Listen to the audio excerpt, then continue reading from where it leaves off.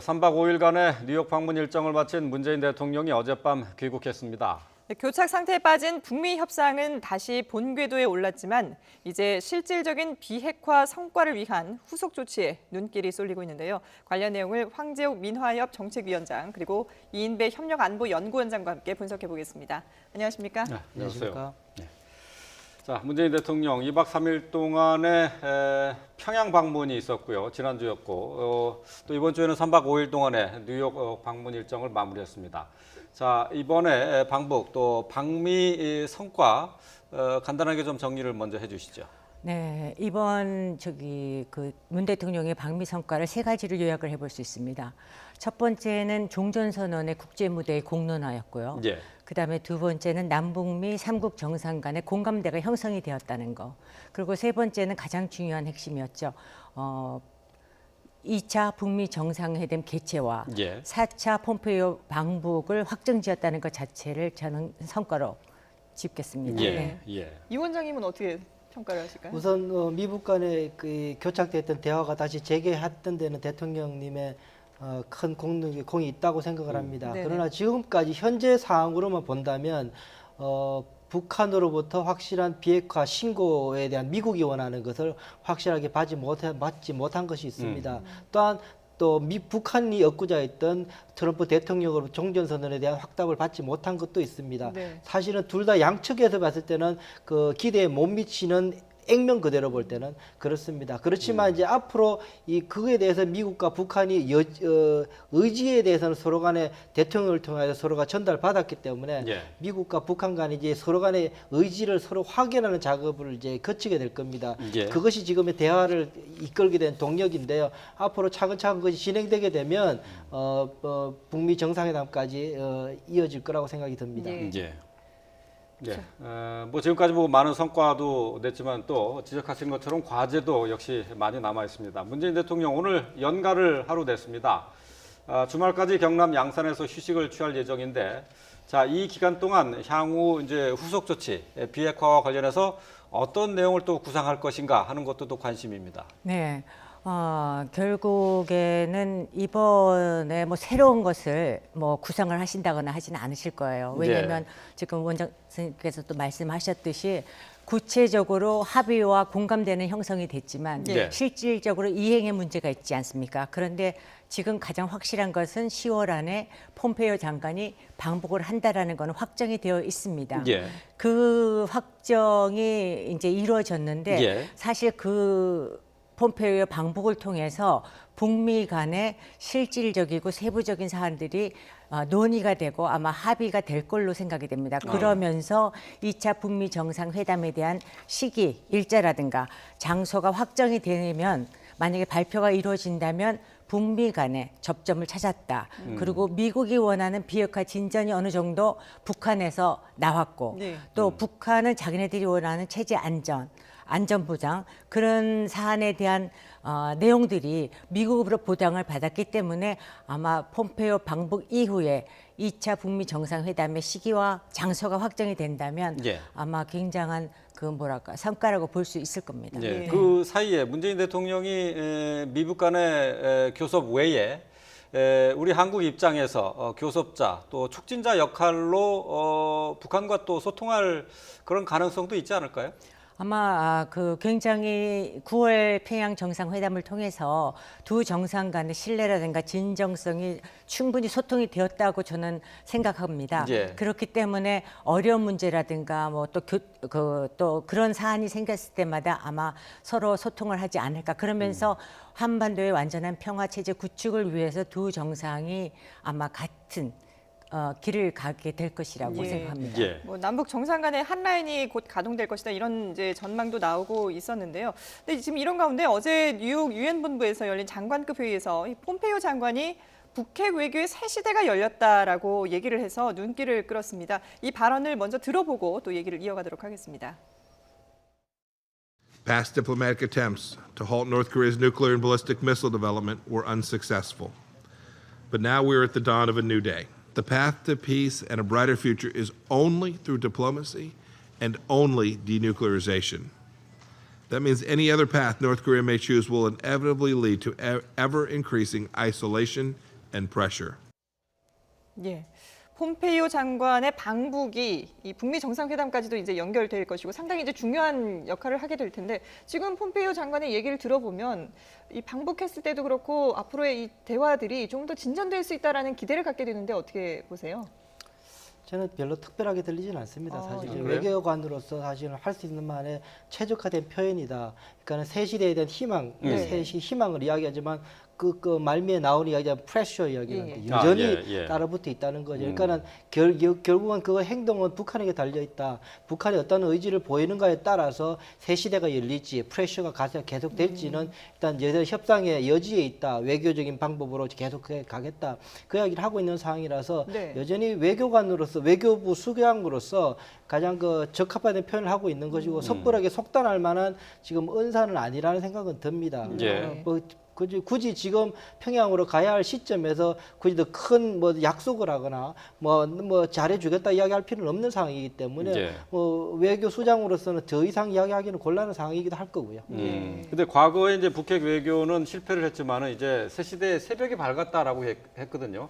과거와는 좀 협상이 다르게 지금 진행되고 있다라는 것을 암시하는 것 아니겠습니까? 네, 분명히 그 부분이 있는 것 같아요. 우리 대통령께서도 전한 바가 있는 것 같고 또 뭐 친서도 뭐 우리 트럼프 대통령이 뷰티풀 레터라고 이야기하는 그 이야기도 했기 때문에 분명히 의지에 대한 부분은 말로 구두로는 뭐 몇 가지 전달된 게 있을 것 같은데 지금 제가 지금 관건으로 보고 있는 중에 하나는 오스트리아 빈에서 아직 비건과의 만남이 지금 아무 소식이 없는 상황이 조금 궁금한 부분이 있어요. 제가 볼 때는 지금 이 북미 정상회담 가려면은 아래 단계에서 실무 단계도 차곡차곡 쌓아 올라갈 겁니다. 지난번에 탑다운 방식으로 이제 정상회담 하겠다, 언제 하겠다라고 이야기하고 나서 그럼 실무적으로 확인해 봐라 이렇게 하는 바람에 미국으로서는 좀 꽤나 그 곤혹스러운 입장이 당했었거든요. 이번엔 그렇지 않을 겁니다. 그래서 비건부터 차곡차곡 올라가. 그래서 지금 폼페이오 국무장관이 10월 중이라고 우리가 생각할 때는 조금 더 빠를 거라고 생각을 했는데 10월 중이라고 이야기한 부분도 한 달입니다. 아직 한 달 남은 기간이거든요.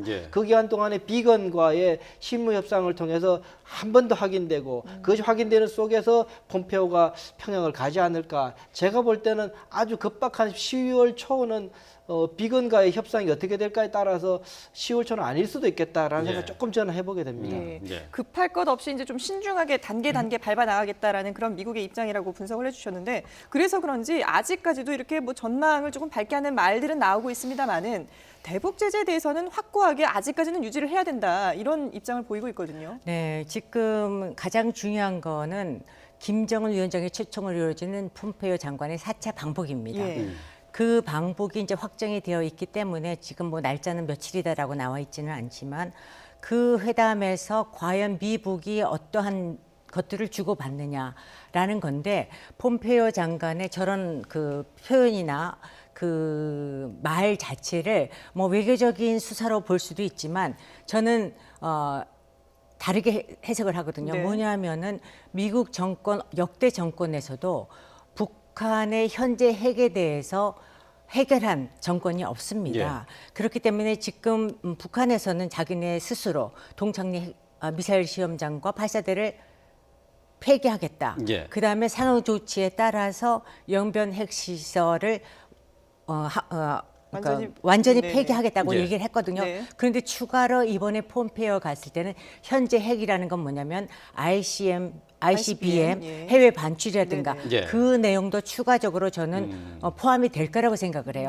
그 상황에 대해서 북한이 어떻게 나오느냐로 이제 보면 굉장히 이제 미국이 만족을 할 거 아닙니까? 그러면 트럼프 대통령에게도 그 국내 정치적으로 그 비판하고 견제하는 세력에 새로운 동력을 제공해주는 아마 기회라고 생각을 하게 됩니다. 근데 대북 제재는 풀지 않은 걸 보면 이번에 김정은 위원장의 친서라든지 뭐 뷰티풀 레터라고 얘기를 했지만 그래도 그런 친서라든지 뭐 이런 그 북한의 입장 움직임들이 아직까지 미국이 원하는 만큼은 되지 않았다라고 볼 수 있는 걸까요? 네, 그거는 뭐냐면은 그 미국이 초기에 북한의 비핵화 문제를 풀기 위해서 대북 제재는 계속적으로 강하게 예. 한마디로 굉장히 강하게 정도를 이제 강화시켜 나갔거든요. 네. 지금 현재 구체적인 사안들이 나와 있지는 않습니다. 그러니까 동창리 미사일 핵심장이라든가 발사대를 해체하겠다고 했지만 아직 시작은 안 했잖아요. 풍계리만 5월 달에 있었고 예, 그렇기 예. 때문에 지금 미국의 입장에선 북한에 끌려가는 그런 어떤 모습을 보여줄 수도 없잖아요. 예. 그래서 제가 시간을 두겠다라는 트럼프의 말에는 한마디로 대내적으로는 내가 북한을 오히려 끌고 가겠다라는 어떤 대내 선전용 그런 것들이 포함되어 있다라고 생각합니다. 예. 사실 그 미국하고 한국하고 사실 이 지금의 북한의 모습까지 이끌어왔다 진전이 있었죠. 예. 진전이 있었던 그 결과의 동력이 무엇인가에 대해서 사실은 조금 철학적으로 다른 부분이 있죠. 그러니까는 트럼프 대통령 미국 측 같은 경우에는 이 북한이 이렇게 선택할 수밖에 없는 구조적 환경을 전략적 환경을 구축했기 때문에 북한을 이렇게 만들었다. 그 전략적 환경의 핵심이 제재라고 보는 거죠. 네. 그렇기 때문에 제재를 허물어뜨리면 이 전략적 환경이 무너지기 때문에 비핵화의 동경은 잊어버린다고 보는 것이었고요. 우리 한국 정부 같은 경우에는 보다 더 선의를 통해서 용기를 주고 내려놓을 의지는 있는데 국제 환경이 엄죽하니 체제가 취약하니 이것을 누군가가 이렇게 용기를 북돋워 줘야지 내려놓을 거다고 네네. 보는 우리 네. 한국의 입장이었거든요. 서로 상충되지 않을 수 있어요. 서로가 그 보합적일 수 있는 부분인데 어쨌든 미국의 처럼 그렇기 때문에 트럼프 대통령은 제재를 세게 하고 있으니까 지금 이렇게까지 왔다고 이제 척석같이 믿고 있기 때문에 예. 이 동력을 이어가려면 제재는 여전히 필요하다고 생각을 하는 거고요. 아시다시피 이번에 유엔에서 처음으로 유엔 안보리 이사국에서 트럼프 대통령이 직접 주재를 해서 제재에 관한 문제를 논의를 했지 않습니까? 네네. 다 네. 잡아놓고 바로 그걸 끝나고 나서 그 다음날 그 뉴욕에서 그 기자회견을 하면서 그 북한 문제를 이야기를 했단 말이죠. 그분은 사실 대단히 상징적인 모습이 있다라고 봐야 할 겁니다. 예. 어쨌든 뭐 폼페이오 장관이 이제 방북을 하게 되면은 가장 중요한 것이 이제 미국에서는 북한에 대해서 비핵화 조치를 요구를 하고 있고 또 북한은 미국에 대해서 상응 조치를 요구하고 있습니다. 문재인 대통령이 폭스뉴스와 인터뷰에서 상응 조치에 대해서 여러 가지 예를 들면서 얘기를 했는데 말이죠. 하지만 미국에서는 아직까지 종전선언을 비롯해서 어떤 상응 조치도 내놓지 않고 있거든요. 이번에 폼페이오 장관이 방북을 하게 되면은 여기에 대한 북한 측의 대답 또 미국 측의 어떤 상응 조치 이런 얘기가 나올 수 있을까요?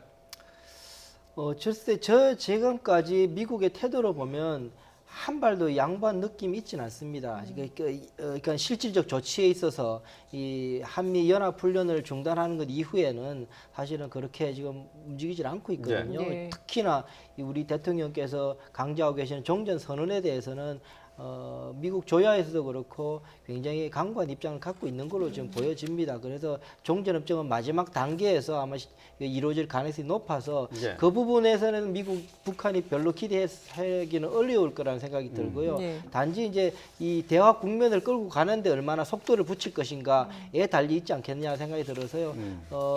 제가 볼 때는 미국이 더 적극적인 양보를 하거나 뒤로 물러날 가능성은 지금으로서 별로 높아 보이지는 않습니다. 예. 네. 미국의 양보는 없는 것 같다라는 분석을 해주셨는데 이 트럼프 대통령이 북한 비핵화를 두고 시간 싸움을 하지 않겠다 이런 발언도 해석이 분분한데요. 그 발언을 먼저 좀 들어보겠습니다. He likes me, I like him, we get along. He wrote me two of the most beautiful letters, but we're not playing the time game. If it takes 2 years, 3 years, or 5 months. 예. 앞서 황 위원장님이 이 발언에 대해서 미국이 이제 북한에 끌려가지 않겠다라는 그런 의지를 보여주는 것이다라고 말씀을 하셨는데 미국이 지금까지 양보한 것이 없다. 이런 거하고도 좀 상반된 똑같은 얘기가 아닐까 이런 생각이 드는데요. 어떻게 네네. 보세요? 그 시간을 두지 않겠다라는 것은 그 비핵화의 그러니까 기간을 설정하지 않겠다라는 네네. 게 갑자기 튀어나왔어요. 그러니까 네. 얘기를 잘 그러니까 문재인 대통령하고 트럼프 대통령하고 얘기가 잘 진행되는 것 같은데 마지막에도 트럼프 대통령께서 이런 말을 했단 예. 말입니다. 그래서 이제 저의 나름대로 분석을 해봤어요. 저 속내가 과연 무엇일까? 첫 번째는 폼페이오 4차 방북이 딱 확정이 됐으니까 가서 좀 더 많은 걸 얻어와라. 첫 번째는 대내 압박용이고요. 네. 왜냐하면 김정은 위원장은 거의 다 패를 보여줬거든요. 자신의 패를. 그러면 이제 게임에서 이길 수가 없을 수 있으니까 이쪽에서는 더 많은 걸 끌어내려고 하고 두 번째는 아까도 말씀했지만 트럼프의 현재 국내적인 정치 상황이 굉장히 좀 편안하지는 않지 않습니까? 예. 그렇기 예. 때문에 그러니까 국내 선전용으로 그 북한에 끌려가지 않아. 그렇기 때문에 지금 북미 정상회담도 우리는 중간 선거에 어떤 승리를 하기 위해서 11월 6일 전에 이루어질 거다라고 했는데 그것도 또 살짝 뒤로 밀어놨잖아요. 예. 그리고 세 번째는 이번에 문재인 대통령과 회담을 하면서 사실 문재인 대통령께서 그 트럼프 대통령과 만나면서 비공개로 김정일 위원장과 나눴던 얘기들을 아마 진솔하게 전달했을 겁니다. 예. 그렇기 때문에 트럼프 대통령의 성향상 제가 보기에는 비공개 접촉을 해서는 더 뭔가 서프라이즈가 있을 거다. 그렇기 때문에 자기가 그거를 어떤 정치적으로 좀 활용하려고 하는 그런 생각이 있지 않나 그렇게 생각합니다.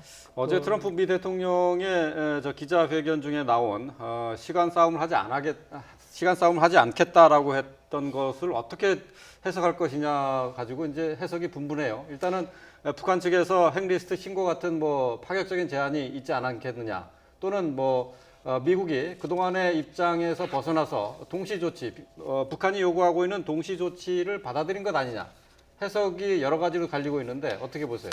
일단 볼턴은 1년 내에 해야 된다라고 이야기했던 시한에 대해서 굉장히 압박을 했던 상황이었고 거기에 대해서 우리 대북 특사가 9월 5일 날 갔다 와서는 임기 초반 임기에 할 수 있다. 2년 정도 되는 거죠. 할 수 있다 이야기했었는데 트럼프 대통령이 저 이야기를 한 거죠. 사실 저 이야기는 사실 이 미국이 갖는 이 북한에 대한 우호적이거나 그런 것이 아니라 제가 볼 때는 대단히 지금 트럼프 대통령이 가지고 있는 이 옥죄고 있는 정치적 환경에 대한 그 정면적인 일단 해명 아닌가 생각이 듭니다. 다시 말하자면 가장 많이 이야기 나오는 것이 그럼 북미 정상회담 언제 할 것인가? 11월 초 순이나 12월 말에 할 가능성이 높다. 왜? 북미 그 중간 선거 전에 그 좀 붐업을 시켜야 되기 때문에 할 가능성이 높다라고 했던 부분이 있지 않습니까? 네. 그런 거에 대한 여러 가지 역학들, 그러니까 정치적으로 좀 약하기 때문에 북한을 활용해서 좀 그를 돌파내야 되겠다라는 워싱턴 내에서 그런 이야기가 있거든요. 예. 거기에 대해서 이제 트럼프 대통령이 이야기하는 부분이죠. 그러니까 나는 정치적으로 저것은 별로 활용하지 않겠다. 이것은 북한 핵 문제는 그야말로 문제 해결 차원에서 차곡차곡 풀어내겠다는 입장을 드러낸 거라는 생각이 드는데요. 예. 이번에 아다시피 우리 국민들께서는 트럼프 대통령이 35분의 연설 중에서 북한 부분만 들어보셨겠지만 35분 연설 중에서 북한에 가는 연설은 한 3분 정도 되지 않습니다. 사실 아시지 않습니까? 예. 그 정도로 사실 미국의 대외 정책, 국제사회에 내놓을 이야기라는 거는 시리아 문제부터 중동 문제가 훨씬 더 많이 이야기됐고요. 유럽 문제, 경제 문제 훨씬 더 많이 이야기가 됐죠. 네. 그 정도로 본다면은 트럼프 대통령이 이 중간 선거에 임할 때 사실은 경제 문제를 들고 임하지 대외 안보 문제 가지고는 안 할 거기 때문에 뭐 결국은 이 정치적으로는 상관없이 이 문제는 문제 해결 차원에서 차곡차곡 끌고 가겠다라는 차원에서 해석하는 게 맞지 않겠느냐 생각이 듭니다. 그러면 예. 이게 11월 중간 선거를 앞두고 이제 협상력을 높이기 위해서 그렇게 한 것이다라는 분석보다는 일단 별개의 문제로 보고 있다라는 저는 의미신 이제 거죠? 이거를 이제 중간 선거 때 활용하거나 중간 선거 때문에 일정을 뭐 여기에 당기거나, 영향받게 하지는 않겠다. 그야말로 북한 해결 비핵화라는 그 단어에 집중하겠다라는 것 아닌가 생각이 듭니다. 이제 그렇지만 뭐 미북 북미 정상이 만나는 것에 어떤 정치적인 일정표에 있어서 말씀하신 것처럼 미국의 중간 선거가 전혀 고려 외의 대상이 될 수는 없는 거죠. 네, 그 폼페오 장관이 바로 아까 그 TV에 나왔던 그 화면에서 뒷부분에서도 말했지만 사실 지금 현재로는 중간 선거 이후로 할 가능성, 왜냐하면 지금 중간 선거 전까지는 한 5주밖에 안 남아 있습니다. 예. 그럼 북한의 얘기도 들어야 되고 자기네들이 원하는 것도 얻어내야 되는데 5주라는 시간은 어떻게 보면 짧을 수도 있거든요. 그렇기 때문에 11월 중간 선거 이후로 이제 끌려가지 않겠다라는 뜻으로 이제 얘기를 전달을 했지만 예. 마지막에 이랬어요.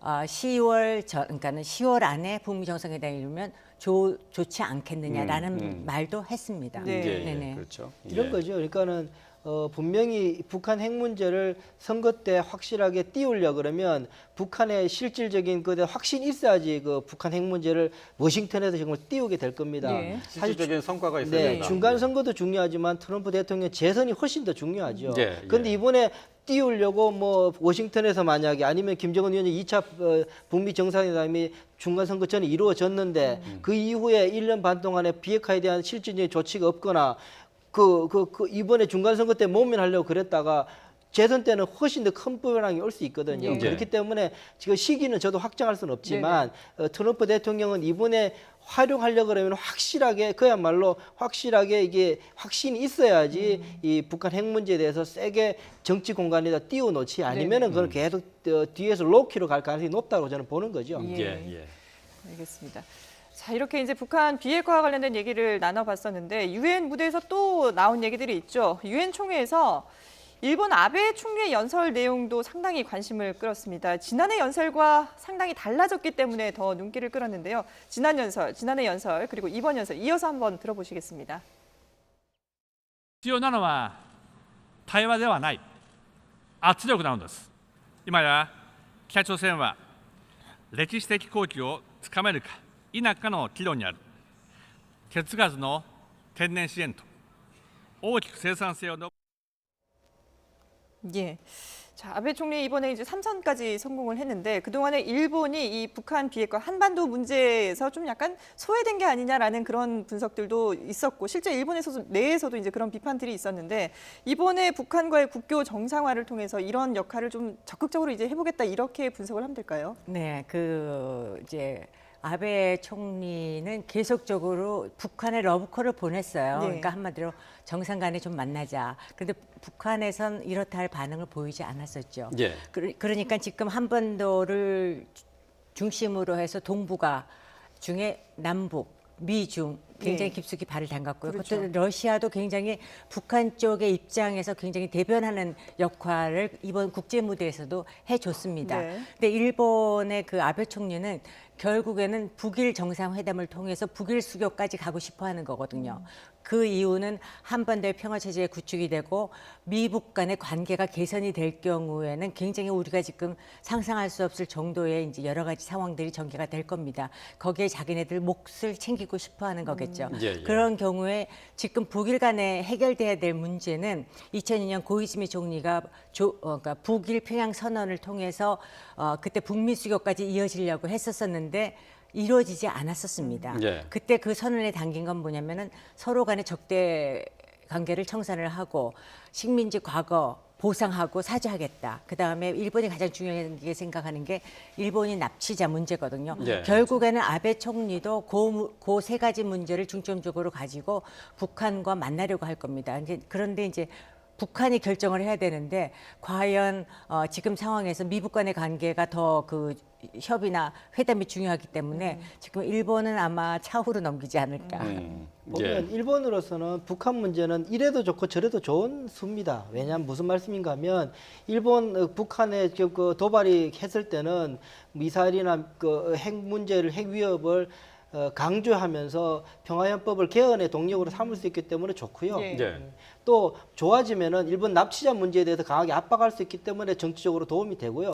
이래도 좋고 저래도 좋고 뭐 그 아베로서는 뭐 손해볼 게 저 없는, 손해볼 게 없기 예. 때문에 미국 입장을 연동해서 움직이는 거는 그 본인의 정치적인 입지에서는 전혀 뭐 손해볼 게 없는 그런 스탠스라고 볼 수 있습니다. 아, 그래요? 예. 지금 뭐 아베 총리의 지난해 연설하고 올해 연설하고 비교를 했는데 작년에는 그렇죠. 대화보다는 압박을 얘기했고요. 네, 올해는 이제 북한이 변화로 가고 있다라고 그렇게 평가를 했는데 재팬 패싱을 두려워하지 않는다고요. 뭐 그렇죠. 일단 사실은 이제 일본의 이 동북아 정책의 핵심은 미국하고 가장 뭐 연동되어서 또 이렇게 일체화돼서 움직이는 부분이 있기 때문에 예. 네. 미국이 움직이면은 딱 한 발 뒤에 움직이게 돼 있는 게 일본이기 때문에 일본 이제 저 사이는 오히려 보게 된다면은 미국이 보다 더 적극적으로 움직일 것에 대한 이제 이 아베 총리에 대한 이제 판단이겠죠. 아, 네. 그러니 우리도 빨리 움직여야 되겠다. 그래서 저기 중국, 일본 정상회담도 지금 하겠다고 그런 거 아니에요? 저 예. 북경으로 가겠다는 예, 거 예, 아니에요? 예. 이렇게 이제 동북아에 다시 한번 이제 동력을 걸게 되는 거죠. 이제 국내적으로 어려웠던 상황들 속에서 삼선을 해낸 상황이기 때문에 이제 그 동력을 이제 바깥으로 뿜어서 나름대로 이제 입지를 다시금 다지는 이제 국면으로 가고 싶어 하겠죠. 예. 예. 저희 뭐 아직까지 북일 정상회담 얘기는 나오고 있지 않습니다만은 그래도 3년 만에 북일 외무상들끼리는 만났거든요. 이 자리에서는 어떤 내용들이 대화들이 오고 갔을까요? 제가 보기에는 그 그러니까 아베 총리가 말하는 거에서 크게 벗어나지는 않았을 거라고 생각을 합니다. 예. 그러니까 지금 북일 간에는 그렇게 그렇게 중요한 사안이 사실 서로 협의해야 되고 합의를 봐야 될 중요한 사안이 있는 거는 아니거든요. 그러니까 비핵화 의지에 대해서 뭐 일본 입장에서는 적극적으로 뭐 북한의 비핵화 의지를 뭐 인정한다라는 투까지도 발전이 안 됐을 예. 거고요. 그러니까 예. 일본이라는 나라 자체가 항상 미국을 뒤쫓아가는 입장이기 때문에 자기네들의 목소리를 확실하게 내는 입장은 아닐 거라고 생각을 합니다. 예. 뭐 저 이래도 좋고 저래도 좋다고 얘기를 했습니다만은 그래도 북일 간의 정상 만남을 위해서 일본에서는 또 긴밀하게 물밑 접촉을 시작한 것으로 이미 보도는 돼 있거든요. 예, 이제 움직이기 시작했을 겁니다. 예. 저도 뭐 이야기 들은 게 있는데요. 어쨌든 이제 해야 되죠. 지금 만약에 이제 이 북미 정상회담이 가시권에 들어온다 그러면은 그게 연동시어서 이제 일본도 적극적으로 움직이게 지난번에도 그랬지 않습니까? 네. 우리 남북 정상회담이 이루어지고 미국과 그 클린턴 대통령 때였나요? 그때 이렇게 막 접촉이 있을 때 북일 수교가 이루어지고 막 그야말로 한 달 사이에 뭐 물론 밀무태에서 꽤 일찍부터 움직였지만 한 달 사이죠. 움직였기 때문에 이번에도 그럴 가능성이 되게 높다라는 생각이 듭니다. 예. 북일 정상회담도 열릴 가능성이 충분히 높다. 그러면요, 그러니까는 지금 상에서 지금 이제 김정은 위원장으로 봤을 경우는 좀 일본하고만 아직 관계가 좀 제대로 좀 안 돼 있는 네. 상황이기 때문에요. 이제 일본하고 좀 터야 되죠. 사실 실질적으로 이 앞날을 더 경제 쪽에 이야기를 하게 된다면은 한국하고 일본이 핵심 행위자가 될 거니까는요. 네. 거기에 대한 문제를 풀어야 되는 것이 굉장히 중요한 또 전략적으로 김정은 위원장으로서 굉장히 중요하고 그 황 부위원장님 말씀한 바처럼 일본으로서도 이 특수가 한반도에 특수가 생기게 될 상황을 대비해서라도 일단 여기에다가 개입을 해야 되는 그런 네. 상황입니다. 예. 자, 그런가 하면은 이게 이번에 북한 리용호 외무상의 움직임이 상당히 또 주목을 받았습니다. 미국, 중국, 러시아, 일본 이 4강 외교 수장들과 외교를 하면서 상당히 광폭 행보를 보였었는데요. 근데 작년에는 사실상 이게 뭐 거의 고립되다시피 하지 않았습니까? 그런 모습을 보면 이 북한의 뭔가 분위기라든지 또 북한을 바라보는 이 다른 나라들의 시선도 좀 바뀐 게 아닌가라는 생각도 드는데요. 그러게요. 제가 작년하고 올해 그 북한, 그러니까 뉴욕에서 이제 움직이는 북한 사람들을 보니까 네. 어깨에 힘이 들어간 것 같아요.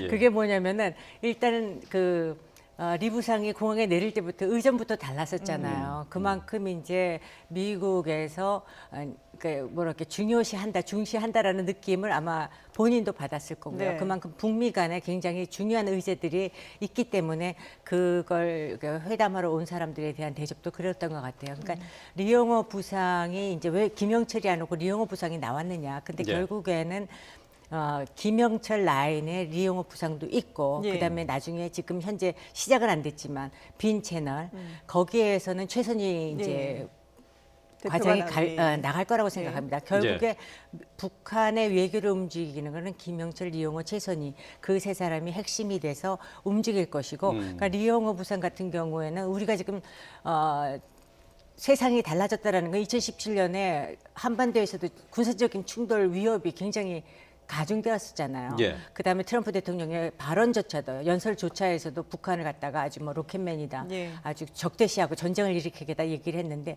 2018년 연설은 다르거든요. 그렇죠. 그만큼 모든 것들이 대단한 변화를 가져오고 있다라는 거죠. 네. 리용호 이야기는 저도 한 네. 말씀 더 드리고 네. 싶은 게 있는데 저는 주목하는 바입니다. 리용호 그 외무상이 이 국제 무대에서 특히나 의전에서부터 뉴욕에서 의전에서부터 김영철의 버금가는 사실 특사로 왔었거든요. 네. 김영철은 특사 버금가는 그런 의전을 챙기면서 이렇게 이용을 대접하는 것을 보면서 저는 일말에 북한 핵 협상에 새로운 모멘텀을 마련하는 것 아닌가라는 생각이 들어서 주목하는 부분이 있습니다. 예. 실질적으로 김영철 부위원장은 북한 핵을 실질적으로 협상하는 데는 적합한 인물이 아닙니다. 그 핵 협상에서도 그 역사를 모르는 인물입니다. 사실은 아시다시피 그 정찰 총국에 있던 사람이고 예. 군에 있는 정찰국에서 부착해서 그렇게 있던 공작만 했던 사람이기 때문에 그 라인하고 북핵 라인하고는 사실 다 분리돼 있습니다. 네. 군수공업부와 미사일부하고 이쪽인데요. 사실은 분리돼 있어서 이용호는 잘 모르는 사람이 있는데 좀 큰 틀에서 그냥 이야기할 수준에만 할 수 있는데 이제 한 발짝 더 나가는 데 있어서는 이용호 외교 라인이 지금 나서야 예. 되는 상황인데 예. 그렇게 본다면 이용호 외무상이 적극적으로 나서는 그 핵심 키 액터가 된다 그러면 핵 협상도 보다 더 실질적인 진전을 기대할 수도 있을 수도 있겠다라는 생각이 들어서 리옹호의 앞으로 행보에 대해서 저도 주목하고 있습니다. 그러니까 지금까지는 비핵화 협상에서 북한 측에서는 김영철 부위원장이 네. 주로 나섰거든요. 네. 이제는 그러면은 리용호 외무상이 주로 미국과 협상에 앞장선다 이렇게 봐야 됩니까? 조금 더 두고 봐야 됩니다. 폼페오가 들어가서 리용호를 만날지 그 김영철을 만날지는 모르겠는데요. 네. 사실 김영철 같은 경우에는 김정은 위원장도 그 서신 이야기를 하면서 일일이 다 안 챙기는 바람에 저는 사단이 났다라고 우회적으로 조금 불만을 표시한 바가 있어서 네. 차제에 미국으로서는 김영철에 대한 그 불신감이 확실히 커져 있는 상황이거든요. 벌써 몇 년 전에 제재 대상으로 김영철 정철 총국장 할 때 벌써 올라 있던 사람인데 뉴욕하고 워싱턴까지 다 데리고 왔었지 않습니까? 예, 예, 그랬는데 뭐 폼페오 들어가고 나니까는 그렇게 별로 안 좋은 분위기를 만들어내고. 그러니까 지금 말씀하시는 네. 게 지난번에 폼페이오 방북이 불발된 것이 김영철 부위원장의 서한 그랬잖아요. 때문에 사단이 난 것 아니겠습니까? 그렇습니다. 네. 이것 때문에 교체될 가능성이 있다는 저는 거죠? 있다고 보고 있어야 된다고 봅니다. 네. 그렇군요. 예. 네, 이렇게 이제 그 리용호 외무상에 대한 어떤 위상이라 그럴까요? 이런 게 이제 작년과는 확연히 달라졌다는 것을 저희가 이제 확인을 해볼 수가 있는데 내일 바로 이 리용호 외무상이 유엔 총회에서 연설을 앞두고 있거든요. 그럼 작년에는 트럼프 대통령에 대해서 맹비난을 했습니다. 상당히 그 원색적인 표현까지 써가면서 맹비난을 했었는데 올해는 그렇다면 좀 기조가 달라질까요? 분명히 달라질 겁니다. 저도 그래서 이제 뭐 생방송을 안 할 거라서 볼 수는 없겠지만 나중에 이제 확인을 해봐야 되겠지만 결국에는 국제 무대에서 자기네들이 원하는 것들을 공론화시킬 겁니다. 우리의 비핵화 의지는 확실하다. 우리 대북 제재를 풀어서 우리가 꿈꾸는 경제 개혁으로 나가게 좀 국제사회가 좀 도와달라. 아마 그런 내용들이 담겨져서 연설을 하게 될 것이고요. 좀 더 이제 과하게 생각을 할 경우는 트럼프 찬사까지 살짝 집어넣지는 않을까. 뭐 그런 거는 좀 상상해 볼 수 있지만 그것까지 들어간다면 굉장히 이제 미국한테 굉장히 많은 걸 부탁하는 거겠죠. 뭐 사실 뭐 작년에 트럼프 대통령이 유엔 연설을 통해서 북한의 완전한 파기를 얘기했었기 때문에 여기에 맞서서 리용호 외무상이 개꿈이라고 얘기했었거든요. 이제 오늘 이제 내일 있을 유엔 연설에서는 좀 분위기가 다를 것이다. 뭐 그렇게 충분히 예상할 수 있겠습니다. 자, 지금까지 황재욱 민화협 정책위원장 그리고 이인배 협력안보연구원장과 함께 얘기 나눠봤습니다. 두 분 말씀 잘 들었습니다. 고맙습니다.